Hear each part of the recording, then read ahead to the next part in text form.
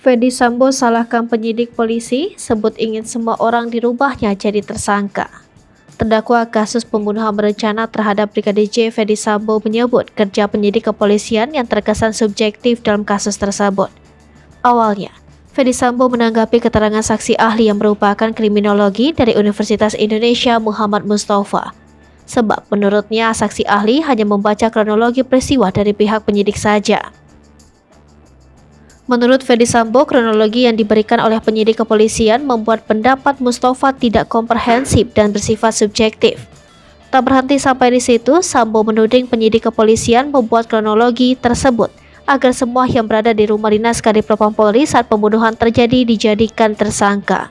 Sebelumnya, Mustafa menyampaikan pendapatnya sebagai kriminolog terkait kasus pembunuhan Brigadir J.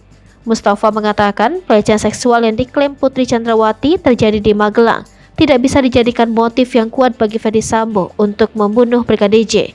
Pasalnya peristiwa pelecehan tersebut tidak jelas karena tidak ada bukti yang kuat untuk mendukungnya. Terkait kasus ini, Ferdy Sambo, Putri Chandrawati, Richard Eliezer, Ricky Rizal, dan Kuat Ma'ruf didakwa secara bersama-sama telah melakukan pembunuhan berencana terhadap Brigadir J. Dalam dakwaan jaksa, Richard Eliezer menembak Brigadir J atas perintah mantan Kepala Divisi Propam kala itu Ferdy Sambo. Peristiwa pembunuhan disebut terjadi setelah Putri Chandrawati mengaku dilecehkan Yosua di Magelang. Kemudian Ferdy Sambo marah dan merencanakan pembunuhan terhadap Brigadir J yang melibatkan Richard Eliezer, Ricky Rizal, dan Kuat Ma'ruf. Akhirnya Brigadir J tewas dengan luka tembak di rumah dinas Ferdy Sambo di Kompleks Polri Duren 3 Jakarta Selatan pada 8 Juli.